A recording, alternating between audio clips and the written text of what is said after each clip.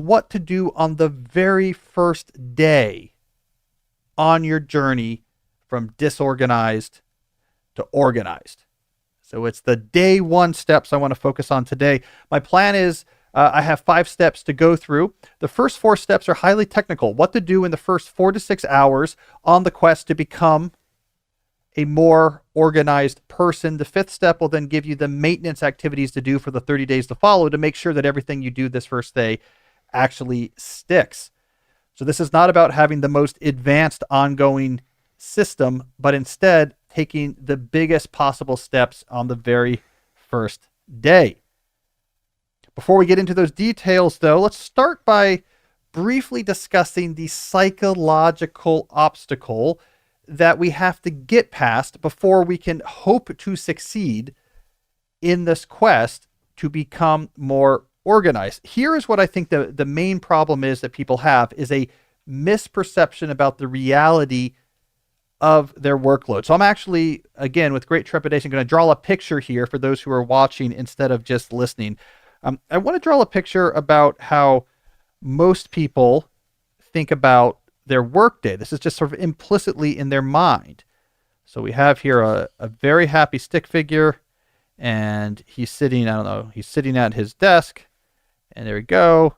You know, he's sitting here at his computer, expertly drawn. So let's draw a little computer here. Perfect perspective. All right, so there he is, happy at his computer.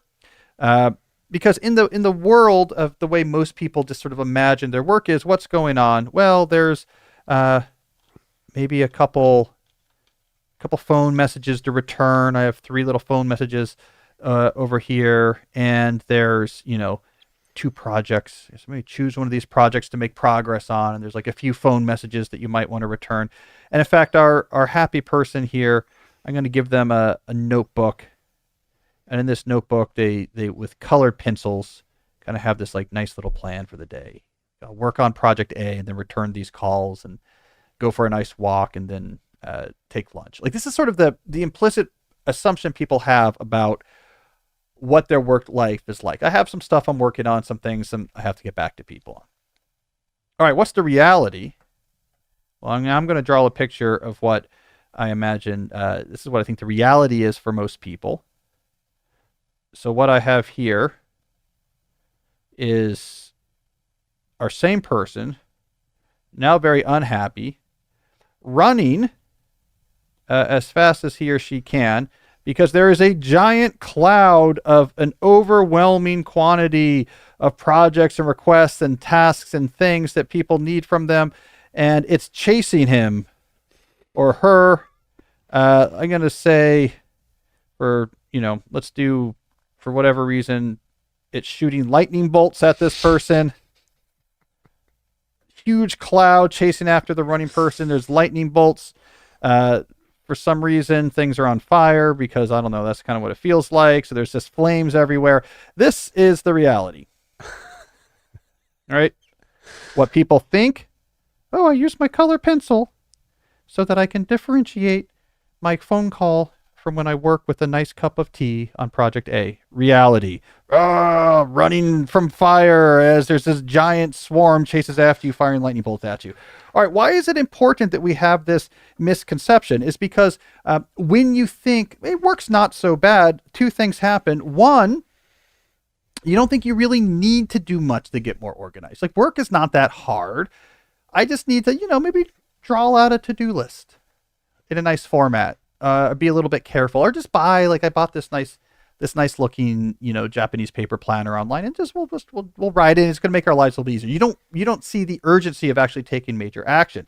The second issue that's generated by this misconception is that if you do begin wandering towards some more systematic organization, it's you open the door to this reality, and my God, it's so terrible that you just slam that door shut and say, let's just pretend that doesn't exist. Denial. I don't want to confront the reality of how much stuff is going on. Here's the thing, though, and this is the first step of the 5 steps I want to talk about today.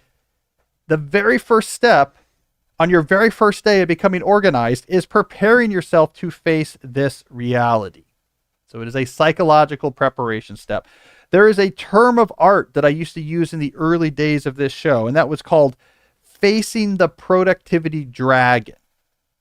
And the idea behind facing the productivity dragon is that you confront the reality of everything that is on your plate, even if it is terrifying and overwhelming and shooting lightning bolts at you and lighting the world around you on fire. It is better to confront the reality than to pretend it doesn't exist.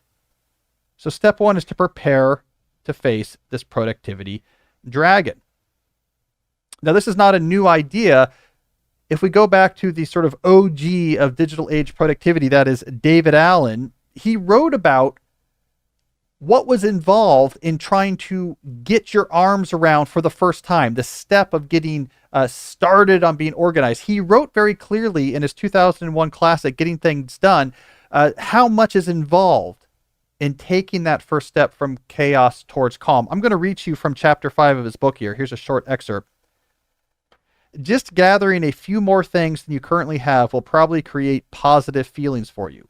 But if you can hang in there and really do the whole collection process, 100%, it will change your experience dramatically and give you an important new reference point for being on top of your work. When I coach a client through this process, the collection phase usually takes between 1 and 6 hours, though it did once take all of 20 hours with one person. All right, so what Alan is teaching us here is this very first step of confronting the productivity dragon takes time. It takes hours because there is more in there than you probably want to admit.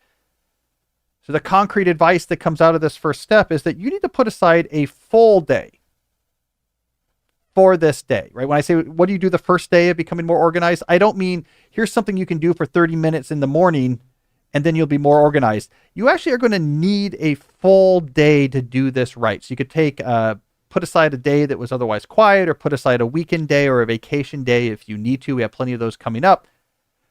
But you need to prepare yourself that you're going to need something like a full day to actually make the transition I'm going to talk about right now from chaos to calm. All right, step 2, let's get technical.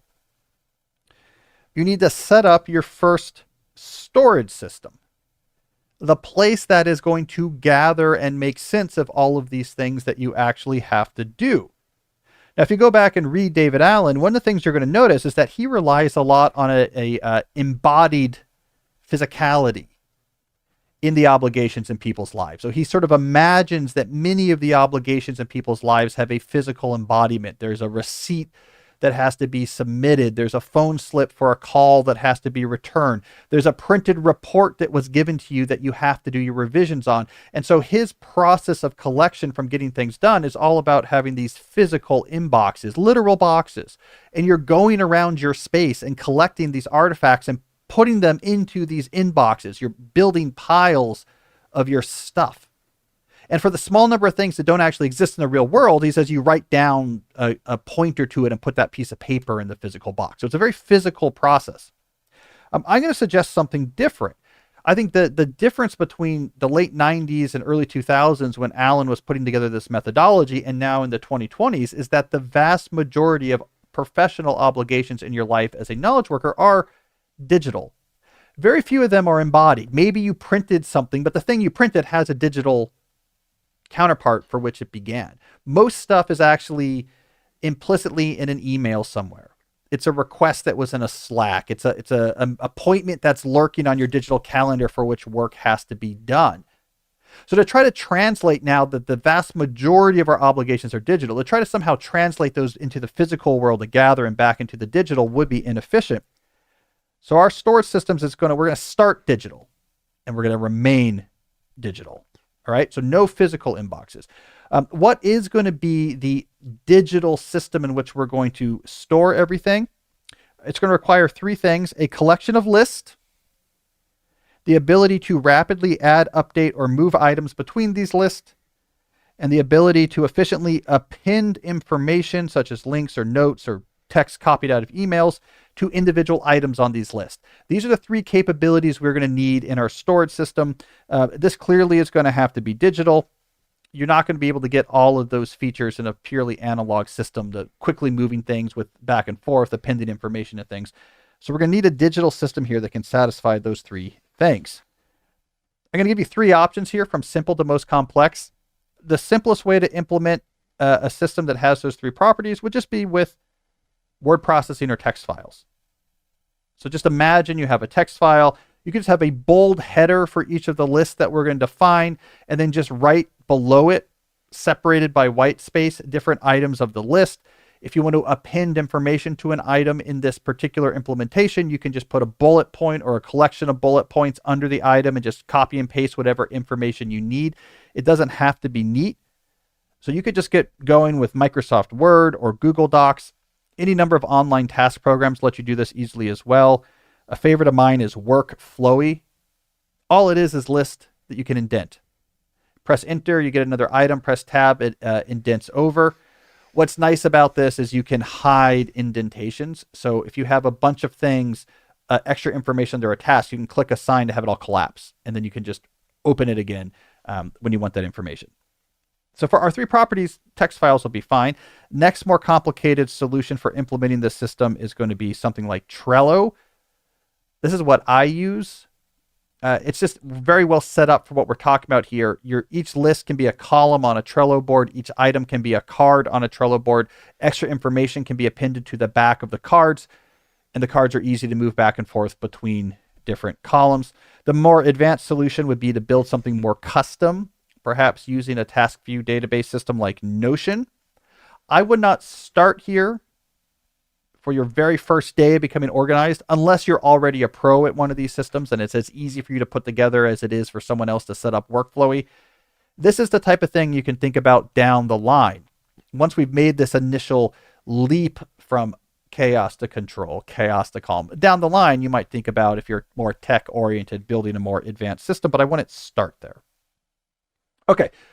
So we now know what a system, broadly speaking, needs, these lists that you can update and move stuff between and append information. We know what tech tools you can use to actually store these lists. What are the actual lists we need in our initial system? I'm going to suggest 6 for your starter system. Again, whether this is in Docs, Trello, or Notion. Ready, back burner, waiting, to discuss, clarify, and scheduled. So in fact, I'll even write these on the screen so we can be on the same page. I want to talk a little bit about each of these. I always try to type on here, Jesse, but it always just makes the world just fall apart. By the way, see that issue with the trying to type on here? That's why I had to stop using this in my classroom. When you're in projection or screen sharing mode in Notability, the typing doesn't work very well. All right, I can just write though. I got beautiful handwriting. All right, so what are these things? Ready was number 1. What we mean by ready is going to be, think of it as like ready for action. These are things, items that need to be worked on as soon as we can get to them. I typically think about something under a ready list as something that I want to try to complete in the given week. Different people do that slightly different ways. Next, we had back burner. These are things they need to get done. You've committed to them, but you're not working on them right now. So we have them on the back burner. So we're not going to forget about them. We have a place, and here it is on this list. If we get more information about this thing that we've committed to, but it's not coming up yet, we have a place to put that information. Someone emails us more details about the workshop we've agreed to set up, and we're not really working on that yet. We can copy that text from the email and put it on the back of this Trello card or an indentation under this item. So that's what's going on the back burner. Waiting. This is critical. I think this is the most important type of list that people do not typically keep. This is things that you are waiting to hear back about. All right, so I'm working on this workshop. I sent an email to the administrator about trying to get a room reservation. I am waiting to hear back from that person about whether or not we can get that room. That item can be now under the waiting list. So it's waiting as in waiting to hear back. Other critical lists that most people don't use in their systems, but is very efficient, is to discuss. So it's where you keep track of things where I'm going to be meeting with this person or team at some point in the near future. What do I want to discuss with them at that next meeting? Now you have 2 options here. You can just have one list to discuss, and every item on it, the very first thing in the title of the item in bold is, to discuss with Jesse. So like you can clarify for each item, who is this for? So it's for people or teams you meet with on a regular basis. And the idea here is if you have things you need more information on, instead of just throwing an email into the ether, you can kind of collect list of, okay, next time I talk to Jesse, I have 4 things on here to go through. If there's people you have a lot of things to discuss things with and you talk to them on a regular basis, they can get their own to discuss list. So you might have multiple to discuss lists with team, with boss, with department chair. That's fine as well. Clarify. These are placeholders. All right, I have this obligation, something, I'm supposed to do something about this. I don't yet know what that means. In other words, like, I don't know what I should do right now to make progress on this thing. I just know I'm committed to it. I need to think through or learn more about what this actually means. You know, I said, I'll handle the Secret Santa in the office this week or this month. And I don't really know what that means. Like, I don't know how that works or what I need to do, but I just committed to it. I don't want to forget it. It can go to the clarify list. So it means this is an obligation that is pending more clarification on what it actually is going to require us to do. So we have a place for it. And then scheduled. So if there's a non-simple task that is scheduled on your calendar, so it's a task that requires some explanation or maybe has some information that gets appended to it. Here's what people emailed me. Here's the list of steps I need to do on this. I'm supposed to file this report. I put aside time to do this on Friday morning, but here's the steps someone told me about how to do this or how to submit it. This gives you a place for that item to live in your system, so all that information can live somewhere. So a item under scheduled is also on your calendar somewhere. But the item on your list can hold all the extra information you need. Not everything on your calendar needs to be under the scheduled item. You don't need appointments for the most part under there. You don't need small things under there, you know, pick up whatever, someone from the train station. You know, you probably don't need an item there. But if it's complex, there's information you need to remember about it, then it can live there under the scheduled item. All right, so you have 6 lists. And that's your initial collection system. So we've set up 6 lists in some sort of digital system. All right, step 3. Here's the facing the productivity dragon part made real. Dump everything on your mind, in your inbox, in the world. Everything that you are obligated to do gets on these lists. All right, so what does this mean? Everything you can think of. So just start, like, what can I think of that I'm supposed to be working on, or I should be doing? Maybe I told someone I would do it, or I've just been thinking to myself, this is something I should make progress on. I should update the website. Get everything you can out of your head. Get it onto an item in these lists. Go through your inbox and process every single email. Get the inbox empty. This doesn't mean reply to every email. This doesn't mean take care of every email. You're translating these emails into task items that go into your system. So for this initial collection phase, you want to clear everything out of your inbox. And it might mean you might have things showing up on your list. It's just like reply to send Jesse the information he requested about skeleton manufacturing, right? Like, just whatever it is, you're just translating emails into items on this list, but you are denying your email inbox to be a secondary task management system at this point. You're putting all your faith into this collection system. Look at your calendar. There are complicated things on there, reminders that should be translated into tasks that are on this list. Then go back and think some more about what else am I forgetting? What else is just in my head? Let me give you a couple advanced tips for going through this collection process. Number 1, it does help sometimes to use a working memory.txt file as an intermediary in this process. So just have a plain unformatted text file on your computer. As you're going through one of these categories, you can just dump things into that text file and then go from that text file into your system. It helps, right? It feels like this is an extra step, but it actually helps, especially if you're cleaning out an inbox. Because you can type really quickly into a text file, and you don't have to be organized or really think it through. Like, reply to Jesse about this, send back dates to so-and-so. You can just type really fast and just fill in this text file really fast.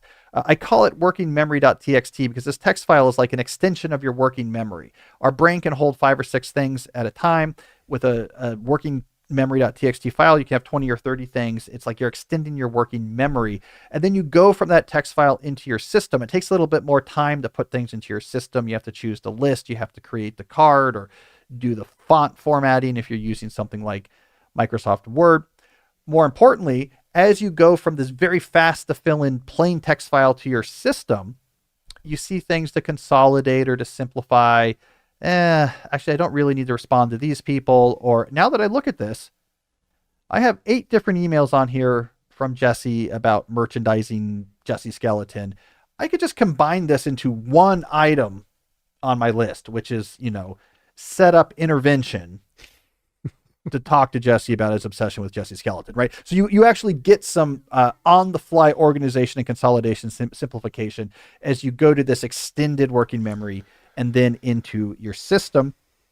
Advanced tip number 2, when you're going through this initial dumping of everything in your life into this system, lean heavily into the clarify list. Don't try to work everything out during this process. There's too many things. Don't try for everything you come up with, like, well, what's going on with this project? Well, let me follow up with so-and-so about this. And let me look at this a little bit. When might I be able to do this? You don't have the time or energy to actually clarify all of the ambiguous obligations that are on your plate. Right now, we're just trying to get everything into our system. So at first, your clarify list might be really long. You just don't want to forget it. So you just have, workshop plan. You're like, God, I don't even know what that means, but I'm not forgetting it. Let me just throw it in the clarify list for now. We'll deal with this in the next step, so don't worry about that. The key role to maintain as you're initially populating your list in your system, and this is the rule that you should maintain going forward, is that every obligation gets one item in the system. It can move between lists. It cannot exist on multiple lists. You do not have, under ready, workshop, so next steps for this workshop project. And then if that generates an email to an administrator, you don't keep that item under the ready list and add a new item to the waiting to hear back list. You move that full item over to the waiting to hear back from list and just update the status up top. I'm waiting to hear back from so-and-so about this. All of the information about a given obligation lives in the system, but it moves around to what is the status of this obligation right now. So think about these lists as these statuses of various obligations. If you are actually building a Notion-based system to keep track of this stuff, this would be a lot more explicit because these are database entries that can have a single status. It's here, then it's there, then it's here. So everything just lives in one place. All right, this will take a while, 1 to 3 hours probably. So we've really spent a lot of our day here getting everything into this list. But now symbolically, when you're done, everything is captured. Your inbox is empty. There's nothing in your head. There's nothing just sitting there in your calendar. You don't know what it means. It's all in this one place, this collection of lists, this system of yours. That brings us to step 4, to do your initial configuring. Moving forward, configuration of your list, of your system, is something you're going to do on a semi-regular basis. We'll get to that soon. But we're going to do our very first configuration step during this very first day that you're making your leap from chaos to calm. This is a big thing that was always missing from David Allen's methodology, but I think is really important. This is where you make sense of all of the things in your system and you clarify and optimize, remove redundancies. It's where you sit and move and work around and make more sense of this huge mess of stuff that's on your plate. So this means a few things. 1, start going through your clarifying the items under the clarify list and try to clarify as many as you can. The stuff that's not particularly urgent, you can skip for now, but the things you think, like, I need to do something about this, now you can clarify it. So you don't want to clarify as you're filling in your list and doing your dumping of everything in your life because that's too much friction. But now that you've done that, now we can focus just on moving through this clarify list and saying, what are the things that really I should be making progress on, and start doing the clarification. Now, this might mean you discard it. I don't really need to do this. Or it might mean you're sending a clarification email. This is often the case with stuff that ends up on clarifying when you go through a configuration step. Often the reaction is, I got to write to someone to say, what the hell does this mean? Like, how do I set up the Secret Santa? You did it last year. Can you tell me about it? That's fine. So those things just get moved over to the waiting to hear back from list. Other things that might be obvious. Now that I think about it, what I need to do is set up a meeting with my team and we need to make a plan.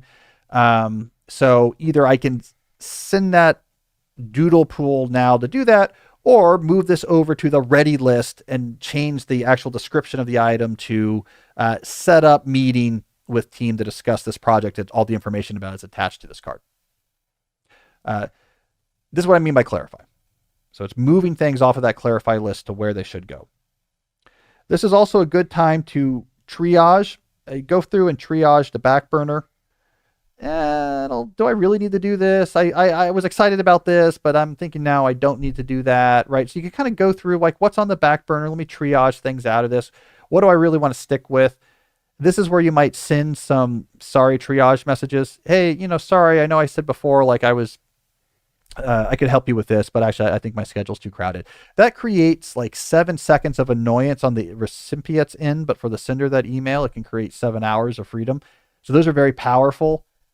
Whenever I get those type of messages from someone, not right before something is due or after it's due, hey, I didn't do this, I can't really get to this, but like 3 weeks in advance, hey, you know how I said we should record this thing? I honestly, I was misreading my schedule. This is probably not the right time for it. I know that's someone who has their act together. That's someone who's looking and configuring their whole schedule and seeing what makes sense and what doesn't. You'll actually earn respect if in advance you're stepping back from things. Now, if you wait till it's due and just don't do it and then step back, that's a different thing. Then you look out of control. Another part of configuring is adding things to calendars that need to be on calendars. Okay, this is pretty urgent. Let me find time for this and get that on my calendar. And if there's information associated with this task, I'll move this over to scheduled. If it's a one-time thing, like set up dentist appointment, and I get it on my calendar, then, I just delete the item from my list. I don't need it there. It's also a good time, and this is a advanced tip, to look for batching opportunities. I have this, and this. All of these things I could really make progress on if I talk to Jesse about them.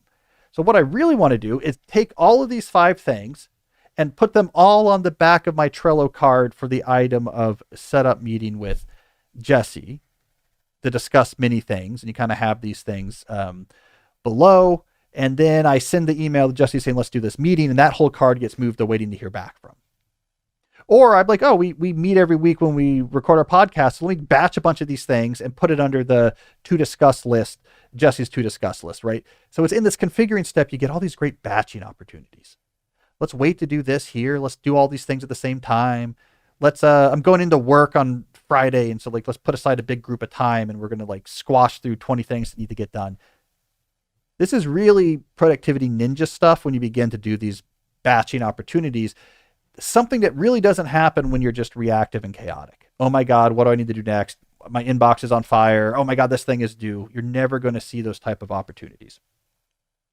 All right, so at this point, you have your system fully set up. We're about 4 or 5 hours into your first day of trying to be more organized, and you have everything in an intelligently designed digital system in these 6 optimal list, and you've done your initial configuring. So stuff that's important has been clarified. You've batched stuff, you've removed stuff, you've moved things where it needs to go. Some things are on the calendar. So you kind of have your arms around what's on your plate. The 5th and final step is how do we then make the use of this system stick? If you stop trusting this system, it will fall apart. If you find yourself unwilling, for example, to move something out of your inbox and onto an item in these lists, that means you don't trust yourself for this system. It means you say, I know I'll check my inbox because I get yelled at if I don't. I don't trust myself to look at this system. So let me just keep this in here. If you're writing notes to yourself, you're not trusting your system. So how do we actually get you into the habit now of actually making the system part of your workflow? Well, I'm going to suggest 2 things you do daily and 1 thing you do weekly for the next 4 weeks after this very first day of getting organized. So the first daily thing, review this system every morning when you look at your calendar. Use it to help make your plan for the day. I won't even get into now how you're making your plan for the day. This is more advanced stuff. But however you make your plan for the day, and again, the brightly colored pencils on your fancy planner, or you just jotting stuff down on a text file, I don't care. For now, I look at my system every day before I make this plan. I see what's on that ready list. I remind myself, who am I waiting to hear back from? I remind myself on the to discuss list. Hey, do I have a meeting coming up today that I need to discuss things on a to discuss list? We're talking 5 minutes, but you see it all. You see the mess of stuff and clarify that you haven't got to. You see the big back burner. You see everything. Number two, at the end of every day, when you're finishing and shutting down your work, you have to go back and review the system again. Here, the goal is to make sure that anything that is floating gets nailed down back into the system. Oh yeah, I said in this meeting I would do this. Let me make sure that's written down in my system. This thing came in, this request in a Slack. Let me get that into my system. So you're closing the loops, making sure that there's nothing just in your head. Should you at this point empty everything in your inbox into your system like we did on the day one? It's probably not practical because it just is too time consuming. You might not always have that time. So let's put that aside for now. But otherwise, anything else that's loose or urgent, you want it in your system. You look at your system, make sure there's no obvious changes or updates to do. Typically, if the day moves fast, there's updates you need to make to your system you haven't gotten around to. Oh, I sent that email about this. I need to move that over to waiting to hear back. Or I heard back from this thing, so I need to move this back from waiting to hear back to over here and then copying what I heard about it. So it's just do that final cleanup so your system, everything is back in it and the system is up to date. Do that every day. First 4 weeks. The weekly thing I want you to do for the first 4 weeks is return to that step 4 configure step at the beginning of each week for the next 4 weeks. You do it Monday morning. You can do it Sunday. Some people do it at the end of the day Friday so they can go into their weekend less stressed. I don't care when you do it, but go back and do something like that configure step, which remember means you're going through the clarify items and trying to okay, which ones can I actually make progress on? You're triaging, you're batching, you're moving things to your calendar or off. This is like a 30-minute process of just getting the system fully up to speed. Critically, when you do that configure process, this is a time to return to your inbox and empty it. That's why it's good to do on the weekend or before the week really gets going. The stuff that's piled up to my inbox that I didn't really have time during the days or my daily reviews to get to, I want to get that back down to zero and everything back into my system. So it's a more thorough configuring than what you're doing at the end of each day. So the book has 4 myths of attention span. So 4 things that we think is true about attention but are not. That's what Jason's asking about. So let's go through these one by one, and then I'll tell you whether or not I agree or not that this is a myth. All right. Gloria's first myth. We should always strive to be focused and should feel guilty if we can't or can't be. Yeah, I completely agree with that. That's a myth. To strive to always be focused is absurd. It's like talking to someone who wants to get stronger or an athlete and be like, you should strive to always have your muscles like in a state of load-bearing strain. That's crazy, right? There's only so much load-bearing strain you can do. Like modern bodybuilding orthodoxy says, really you want to have 8 to 10 sets per week per muscle group, right? Like otherwise it's overload. So just because you need to know how to put hard strain on your muscle and do it on a regular basis to get stronger, it is obviously a reductio ad absurdum to then say, therefore it is good to always have your muscles under strain. Same thing with attention. Focus is important. You need the focus to produce things of true value using your brain. But to then extrapolate from that to say you should always be in a state of focus is absurd because that's impossible. So I agree. That's definitely a myth. All right. Gloria's second myth. Mindless activity that we do on our computers and phones is wasteful of our time. Now, I agree here as well. I'm going to draw from my book, Digital Minimalism, to tell you what I believe. So the whole premise of that book, like why did I write that book? Not because I believed there is some intrinsic evil in particular activities, but because my readers and listeners were reporting to me, I am spending more time on these activities than I know is useful or healthy. This is when distractions become a problem, when you know they are keeping you away from things that are more important, that they are lowering the quality of your life. That's when you say this is a problem. And that was the problem people began feeling around 2016, 2017, this tipping point where more and more people who bought their iPhone in 2010 because they saw the Steve Jobs speech about having your iPod and your phone combined, like that's awesome, woke up 7 years later and said, I checked this 150 times a day. I'm not paying attention to my kids. I'm not socializing anymore. I feel strung out and anxious. I'm not doing the activities that used to matter. That's the problem. So there's nothing intrinsic.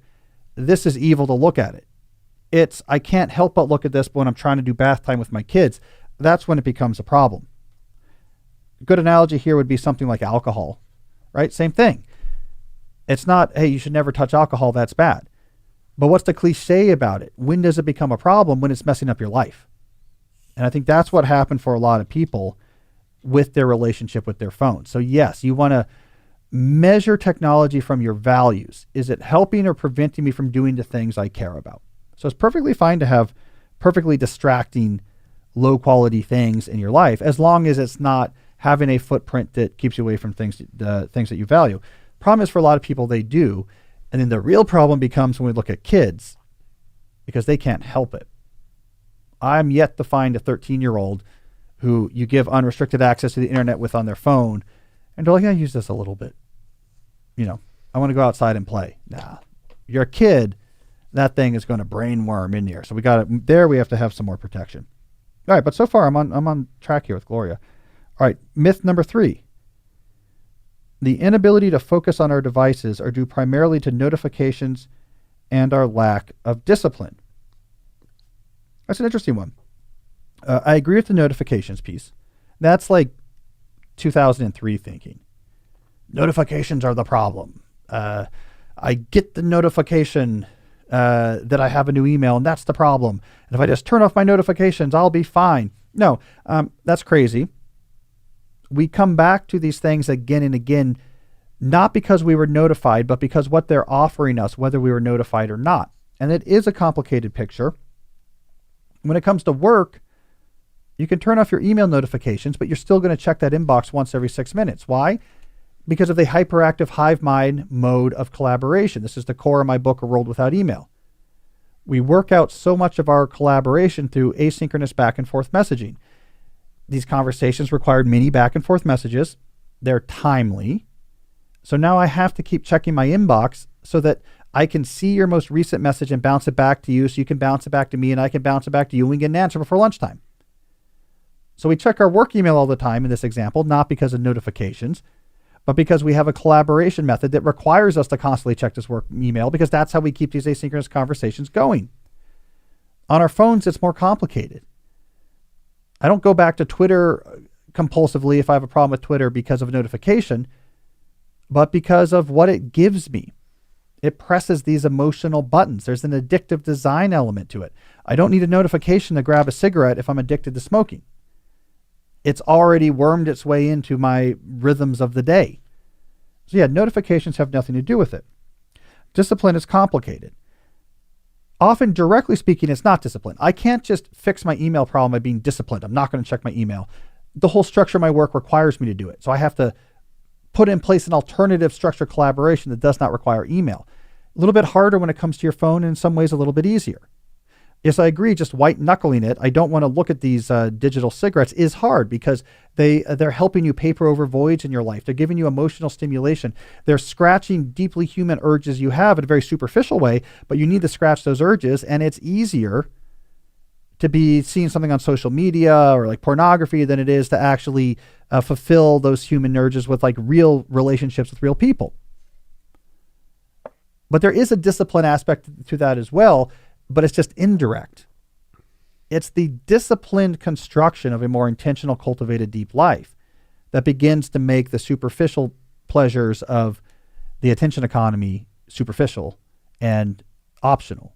It's that disciplined effort to actually build into your life what really matters, to get a taste for it, that makes the digitized junk food no longer appealing. So ultimately, discipline will be involved, especially with the non-work digital life. But it's not the obvious discipline of just avert my eyes and grip my knuckles.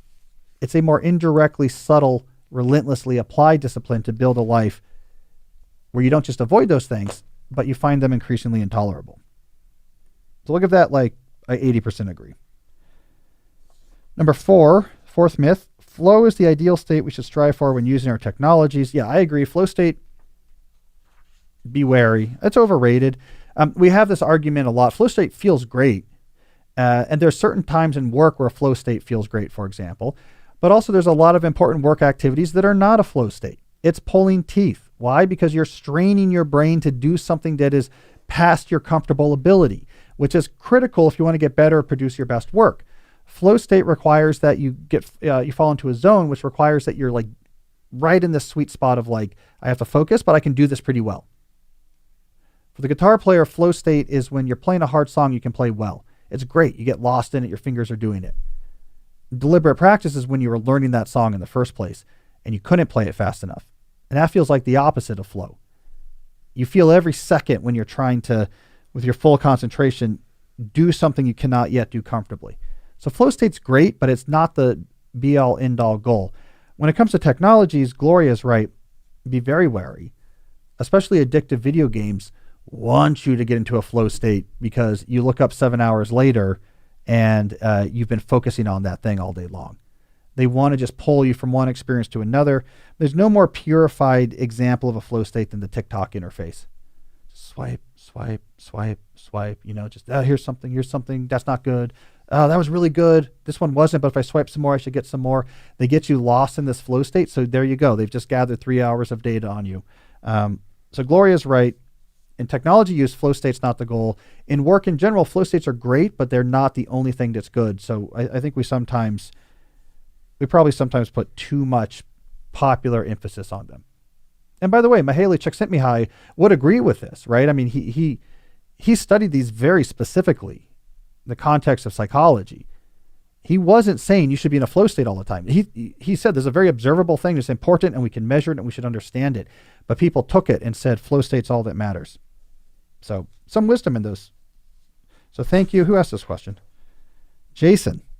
Good question. It was a chance to go over Gloria's 4 myths, and I recommend that book, Attention Span. If you read my book, World Without Email, I have a whole long section on Gloria Mark. I talked about her whole story. I've interviewed her on multiple occasions. Really one of the top thinkers on attention and distraction. So definitely check out that book if you're a fan of what we talk about here. I work in data analysis and I am regularly bored in my day-to-day tasks. At the same time, my side hustle has gotten to the point where I can spend the whole day in deep work without distraction. What should I do in the interim to maintain my deep work muscle while also getting through the day? So Jesse, have you gotten used to this type of question we get? I call it the leading the witness question, right? Where it's like, well, my work is bad and it's really boring and it's stupid, but this other thing is really great and it's awesome and I could do it all day long and it gives me meaning in life. What should I do? Yeah, it's leading the question. Yeah. So I want you to be careful here. This is Maggie. I want you to be wary of grass is greener syndrome. So when you're just sort of going through your professional life with what in my book, So Good They Can't Ignore You, I call the passion mindset, which is what is this job offering me? You're very susceptible to the grass is greener syndrome, which is like, I don't love like what I'm doing day to day right now. Maybe there's something where I would love what I'm doing day to day more. And when you start messing around with side hustles, this gets even more dangerous because it is easy to create a quote unquote side hustle that just like lets you do the thing you think is fun in the moment, right? Because when you don't have to depend on that side hustle for all of your income, when you don't have to, depend on that side hustle to actually create an impact in the world or support people, you can just make it whatever you want. And then you tell yourself this story that like there's jobs like this out here where I could just be doing this really fun thing. But over here on this other world in this data analysis, there's, I have to fill out memos and it's not always like that. My boss is kind of annoying and it's not always interesting what I'm doing. But in my side hustle, I'm writing a novel and it's like fun. I'm just writing all day.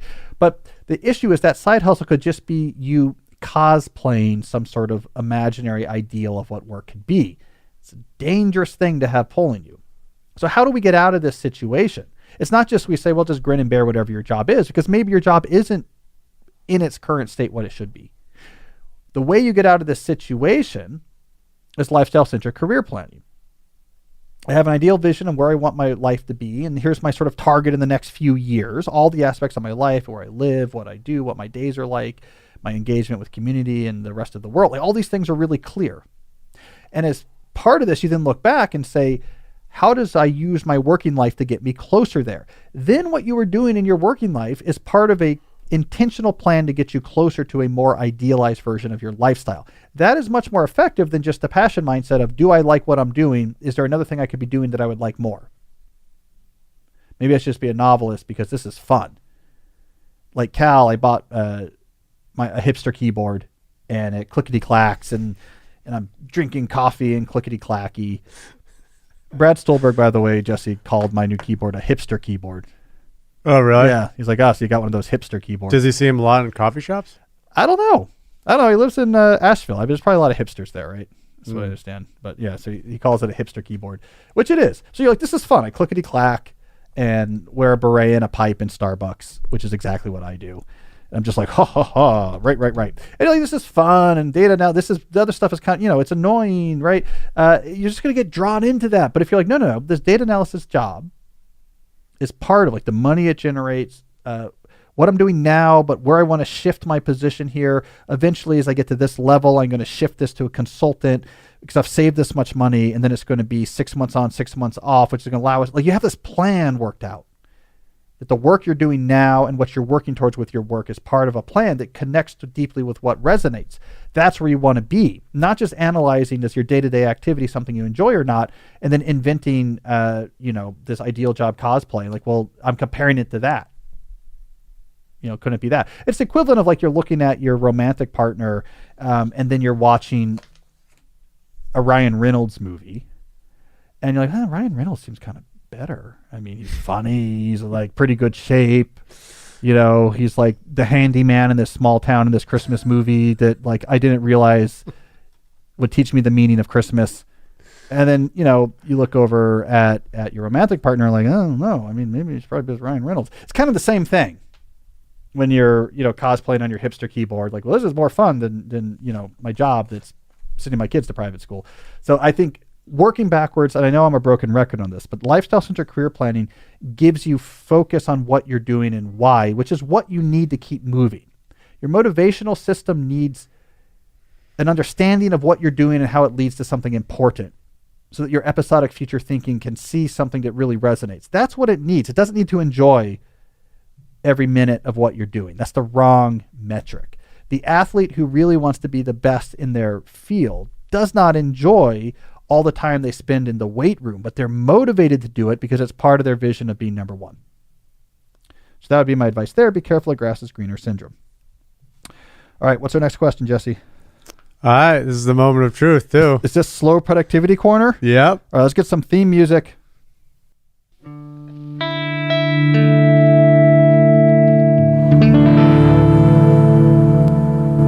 What is our slow productivity corner question of the day, Jesse? That came from Kieran. Thank you, Kieran. I'm a slow thinker, but at times my employee wants complicated answers quickly. I struggle at times to gather my thoughts into concise answers to appease management. How should I compensate? Well, I'm going to give you a couple ideas here.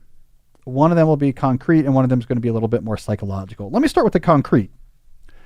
Lean into your slowness here by cultivating, this could be like a quirky idiosyncratic trait of yours. When you get that email, hey Dante, what about like whatever? You say, interesting question. Let me give this a thought. I'll get back to you after lunch. You have a specific time that then gives you enough time to sit down and say, okay, let me take a break. Let me take a beat.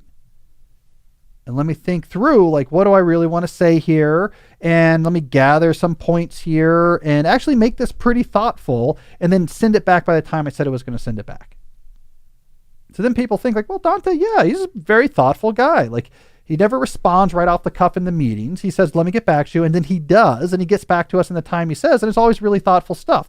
And now you're leaning into the slowness instead of losing opportunities, like Dante doesn't get back to us, or it's incomplete. They're like, this is just the way this guy operates.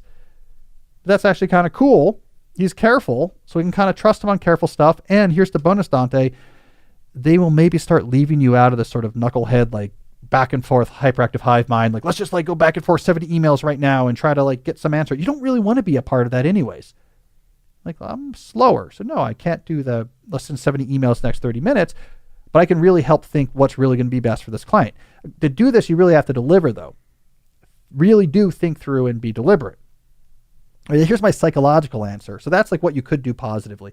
There could be a negative aspect here as well. There could be some combination of perfectionism and imposter syndrome, self-confidence issues going on here.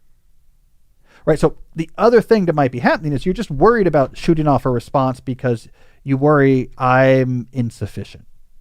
Like this might not be smart. This might not make sense. If I send off this response too quick and I really haven't thought about it, the boss is going to be like, aha, I knew it. You're not smart. You're an imposter. Pack up and get out of here. And so you're crippled by this idea of, do I really belong here? Are people going to think I'm dumb? It's sort of like a perfectionism imposter syndrome. That's also very common in these sort of work scenarios.